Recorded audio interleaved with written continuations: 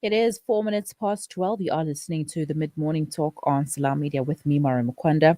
It's time for our segment with Islamic Care Line, and today we are talking about the early signs of gender based violence and what you can do when you see these signs with the chief social worker at Islamic Care Line, Anisa Moosa.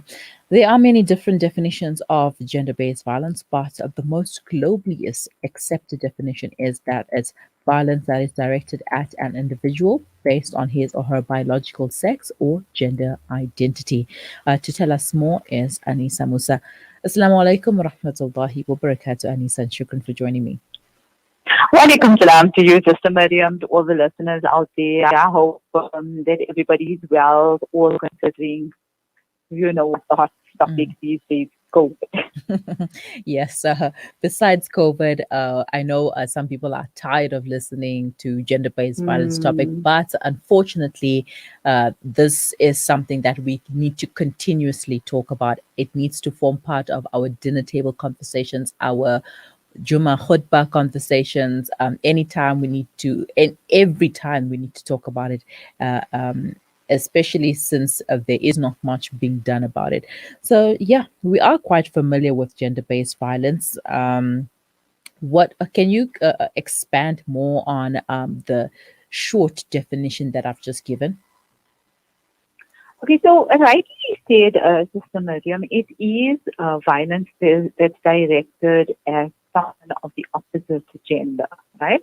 So just when it comes to, we talk about gender-based violence, we talk about domestic violence, we talk about abusive relationships, and these all take form, they fall under unhealthy relationships. So it could be also someone with anger issues that doesn't know how to express themselves. So we have, the relevance of the topic, it's extremely relevant. We're always listening to programs where people will go missing, and more often than not, people are harmed, and it's someone that they know, someone that they're in a relationship with. So that's very, very serious, and it's scary to think that your loved ones, also people that you consider to you, would harm you in such brutal manners, in such horrific ways, or that your relationships, which are supposed to be positive and healthy and fulfill emotional needs, are actually causing a lot of harm.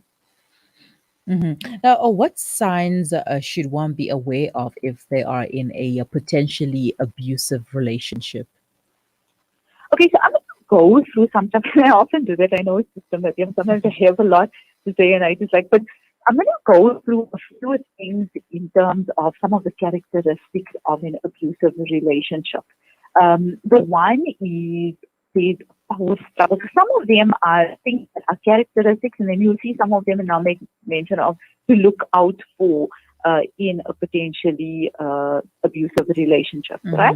So you'd look at what would be characteristic is a relationship based on a power struggle, right? And like in the older, before there was a time when we'd look at an abusive relationship, the patterns would be clear. A guy in this case, and I'm not saying that only males are abusive, yes, but I'm saying based on prevalence, women tend to be more of the victims when it comes to gender-based violence, right? So let's say, for example, a man would woo a woman, convinced that he's the only one. Characteristics would be about dependent, isolation, and dependence, financial and emotional dependence. But when I'm talking about the power struggle, a lot of the times, especially now with women being more, how can I say, successful professionally, working mainstream, sometimes even earning more, and a lot of the times also earning more than their male counterparts. What happens is there's still the element of a power struggle. So it's not to say that, I think, okay, a woman is educated, she's working, she's independent, she's not in an abusive relationship, because that's, we informed thinking that outward appearance tells you a lot about what's going on in the household. It's not necessarily the truth. Then there's even jealousy. So when you see a person jealous, more so possessive, also gets upset when you interact with other people. Then there's this interesting one. We talk about unhealthy perfectionism. So what perfectionism, my personal opinion, many people must believe, but my personal opinion about perfectionism comes from a place where I'm not happy with who I am. So I set very high standards for myself and I have to be perfect. That is why I find it difficult to forgive myself, that kind of thing. But what happens with the perfectionism is that they start having very high expectations of the next person, which in this case would be the partner. So they nitpick on different things because nothing's good enough, right? Mm-hmm. Then there's the humiliation, being critical, verbal insults, um, and then there's the obvious, the physical violence. But when you talk about it early in a relationship, uh, an abuser is not very, very harsh with the with the physical abuse. It might manifest in the form of a shout. That you start seeing agitation for little things, intolerance towards things. There's also a tendency to uh, manifest controlling behavior. Mm-hmm. Where you're going, what you're doing, with who you're going, why are you doing it? That kind. Mm-hmm. And I mentioned isolation. So the isolation is like to limit interaction with people so that you become dependent. The other is that you cut off or break ties or contact to people. So the chances of telling anyone is limited. I mentioned dependence, so that could take the form of financial as well as emotional. And again, the that I mentioned earlier about independent women, there may be an emotional dependence, or it could be something about the identity. What would people think of me if I tell them that I am, yes, I'm so a professional and I've got a title, or I hold a high position or a rank at work, and my partner abuses me, what would that say about me, right? Mm-hmm. Then there is also manipulative tendency. So there's manipulation around rules. One day it's okay, next day it's not. Sometimes you don't know what you did wrong. So there's lots of inconsistencies as well, right? Then they tend to be, like I said, they tend to be picked up on little faults. There's lots of blaming. What happens is they don't take responsibility for anything. They'll never say, I take responsibility, or it was my fault, or it has to be allocating blame and blaming somebody else. Um, they also tend to cause confusion and self-doubt. Now, for me, this is important because, when we look at what we can do now, we build healthy relationships. The self-esteem is so important. Mm-hmm. It is so important. And, when we talk about gender-based violence, long-term, like preventative, we look at really looking at general gender perceptions and how we should raise children to respect the opposite gender from, and then it has implications. Mm-hmm. And when we talk about, again, the self-esteem, most often than not, if you have a stable, positive self-image and self-perception, it's easier for you to recognize when someone doesn't respect you. So it makes you less vulnerable, and that's important, right? Mm-hmm. And then also we talk about calculated or planned or strategic outbursts. So notice an abuser will never do, they'll maybe insult in front of other people, humiliate, but they're not blatantly abusive in public. So that means they would do it behind closed doors. So that's an element of, the fact that it's calculated and planned. Yeah. They tend to be dominant in domineering. And this is an interesting one, also in terms of physical relationship. Want you to ask, is it fulfilling for me? So if it's not, and it's more about power and control, we talk about sexual violation. It's also not even about gratification. It's more about control and violence. Then you need to also observe general behavior of the person, right? You get a feel. But I think what I found particularly interesting is when you, what's nice to do is to evaluate the relationship or kind of reflect on the relationship, and you'd ask important questions like, do I feel heard? Do I feel respected? Do I feel appreciated? Do I feel loved? Do I feel supported, acknowledged? Do I have a level of freedom in the relationship? It's about freedom to say what's on my mind, freedom to express myself, freedom to make choices. Do I feel safe? So those are important questions that you would need to ask. And then also to listen to how you've spoken to, right?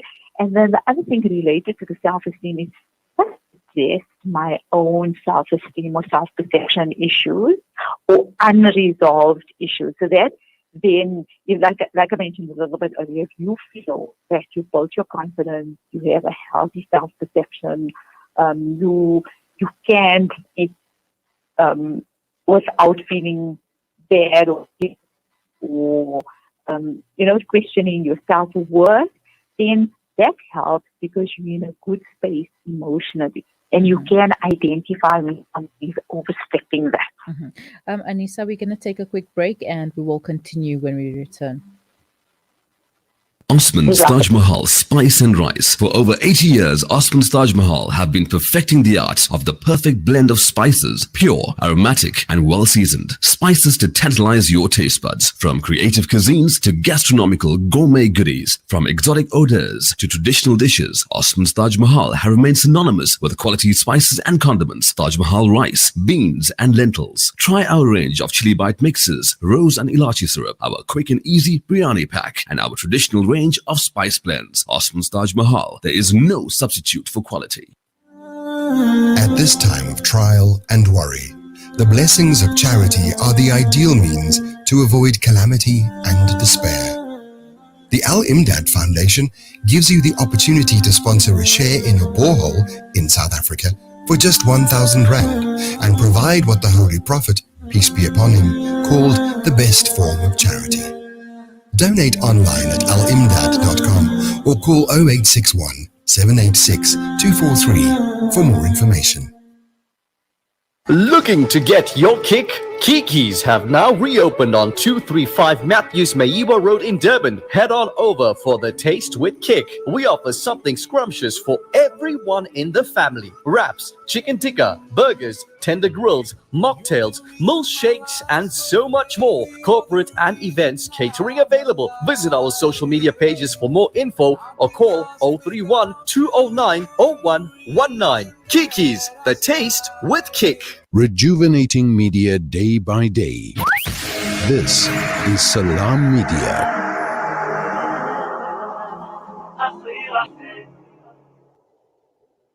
Welcome back. You are listening to the Mid-Morning Talk on Salam Media, and we are talking gender-based violence and the early signs that you should look out for with Anisa Moosa, Chief Social Worker at Islamic Care Line. Anisa, shukran for staying with us. And you may continue if you did not conclude with your last point. And if you did, then I'd like to continue asking you questions. Sure. All right. All right. Now, one form of gender-based violence that goes unspoken of is emotional or psychological gender-based violence. How do you identify this form of abuse?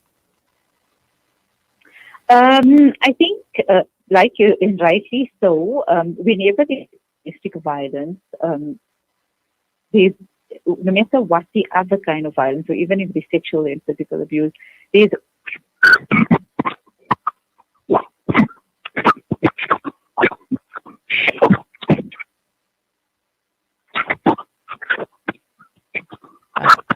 Anisa, I cannot hear you. There seems to be some sort of interruption with the line. I'm not sure what is happening. Can you try again?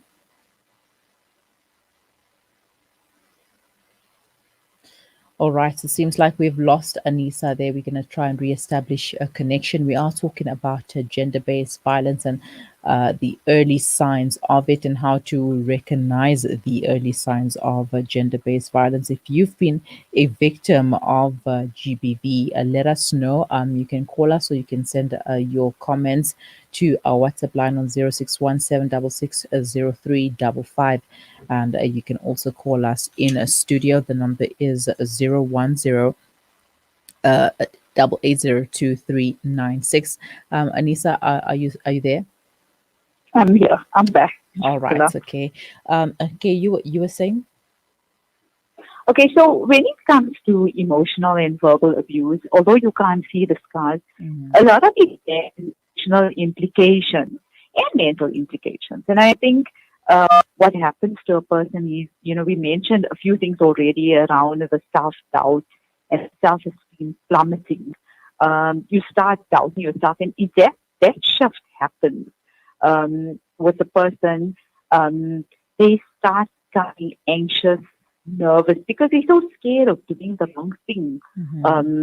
They question themselves and everything. And we talk about one of the around gender-based violence, or when someone is in an abusive relationship, they start thinking that it's their fault. Like, I probably got a beating because I did something wrong. Maybe I was a bad wife, or maybe I know that he doesn't like this certain way. But I think my biggest question to people in situations like that is, no matter what you did wrong, do you deserve a beating for it? And a relationship on relationship based on what you do right and be punished for what you do wrong. Because that's not a healthy relationship. No one should be beaten for whatever reason that may be. So anyone thinking that, it was my fault. Yes, it's good, healthy, responsibility when we do something wrong. If we feel we're in a safe relationship and we can say, I know that, or I'm sorry. That's about healthy relationship. But when you're going to be punished, that is not acceptable under any circumstances. So one of the signs, someone who struggles with their self-esteem and starts blaming themselves for little things. And again, going back to those same questions, do I feel heard? Am I appreciated? Do I feel loved? Again, it's all those same things that we should be asking ourselves to be able to look at our relationships critically and say, am I happy in this space? If I am, if I'm not, why not? And go back to the drawing board. And for some people, we don't ask ourselves those questions because we kind of feel like the partner is doing us a favor by allowing us in their space, by us being in that relationship. It's kind of like, no, but if I leave this relationship, then I'm gonna be alone. So I might as well just stay because I am getting the love, I am getting the support, or that's how we feel. That's how a person would feel. So how do you change the mindset of a person? I think it has to do, like you said, the person is doing me a favor. So again, how do I see myself? Do I see myself as a burden, as a chore? Is this person doing something good for me? Or do I respect myself enough to say, don't I deserve better? So just a minute, what you just said now is someone who looks at themselves in a very, very low form. Like, I'm settling for scraps and I'm being treated. It's like, when you go on the street, you get, like, someone will do something for you materially, then they'll respect you. It's like, here's a bone, catch the bone, I'm throwing a bone at you, take what you can get. Right? And then when you start seeing yourself as being of that little, then you emotionally and mentally in trouble because you need to start looking at your own self-worth. And, again, I always say when it comes to gender-based violence, again, it's easy for other people to say, okay, you know what, why do you stay in this relationship? But you find that, unfortunately, some women themselves in relationships where they don't have alternatives. They don't have anywhere to go. They might have 2, 3, even 4 children. And so they dependent. You can't just pack up your things and say, I'm going to stay by somebody for how long, right? And so out of desperation, they stay in that kind of a relation. But I think, and even when we work with cases like that, it's a long process. And since we've been speaking about the self-esteem, when we deal therapeutically with someone in that space, that's the part that takes very long. And we have to bring that up before the person starts seeing himself a more positive light, someone who's capable of standing on their own 2 feet, then only can you look at alternatives and say, okay, fine, we need to look at when we make decisions moving forward. What can you do? What resources do you have? What support structures do you have? So that takes me then to look at, I mentioned, the first thing is the person has to recognize that it's not their fault. That's the very first point. And to recognize that I'm a human being deserves at least a little bit of respect, enough respect to be able to stand up for myself. But when they've lost that, say, okay, you know what, I see myself as deserving this. So I'm not even worth standing up for. That's a dangerous place to be. And then, on that note, it's important to have people that you can confide in, people that you trust in. And that's when you recognize, I actually need to get help. And start identifying support structures. It's a process. It's a long process. Is that? If someone is in a relationship like that, and you can just take your hand and drag them out of it and say, now you stand as rescued you. Because the shift has to happen from inside. And this is what you mentioned, that emotional and verbal and mental abuse. That's something to that so badly that they don't even see. Well, it's such a difficult situation, especially if you are a person who is outside looking in and you want to help the person, but you don't know how to. So, how do you go about doing that without aggravating the situation? It's also a bit of a tricky one because remember, you're also dealing with a possibly aggressive perpetrator or an abuser, right? So, and when we deal with gender-based violence, you also have to consider the risk factors. So, what would there be a threat to the person who's being abused if you act in a way? Will they go home and get a beating because the abuser thought that they told someone about you and all of that? So those are in extreme cases of abuse where someone who's being abused feels physically threatened, where their life is in danger, or their well-being is threatened to such a large extent, right? So one thing that like I said, when we proceed with someone who's in an abusive relationship, we need to be cautious and work very, very carefully with the person. Like I said, starting with building their self-esteem and getting them to at least heal mentally and emotionally without necessarily taking the drastic steps. Obviously, again, based on the situation, the circumstances, the intensity, the risk factors. If the risk factors are in place, that definitely helps. So we could work with starting to identify the support structures, building the support networks, getting the self-esteem up again. But like I said, the start point is that they have to recognize that this is not what a relationship is supposed to be based on. And then slowly build towards their own level of self-reliance, independence, identifying resources and structures that they can use. Like I said, it definitely is a long process unless they have, you do get women who are in an abusive relationship, but they've got strong family support. Just the fact that maybe they didn't reach out and the family didn't know that that's what was happening and they were able to cover it up. But if they are, if they can do that and they can get out, then it means that they need to acknowledge that. You get some women who've married someone against their family's approval.